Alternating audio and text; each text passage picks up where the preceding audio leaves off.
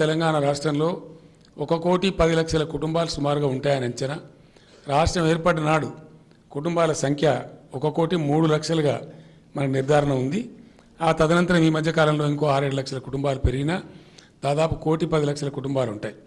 ఈ 1,10,00,000 కుటుంబాలలో 93 లక్షల పైచిలకు రేషన్ కార్డులు మనం ఇచ్చున్నాం.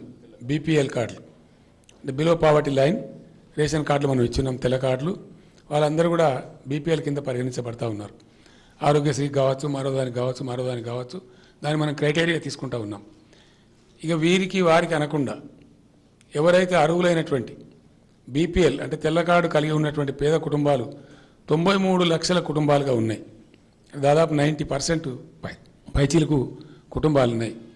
ప్రభుత్వం తీసుకున్న ఒక గొప్ప నిర్ణయం ఏంటంటే, మేము రేపు గెలిచిన తెల్లారి నుంచే ఈ వచ్చే బడ్జెట్ సంవత్సరంలోనే మార్చి తర్వాత 100కు 100% ప్రభుత్వం ప్రీమియం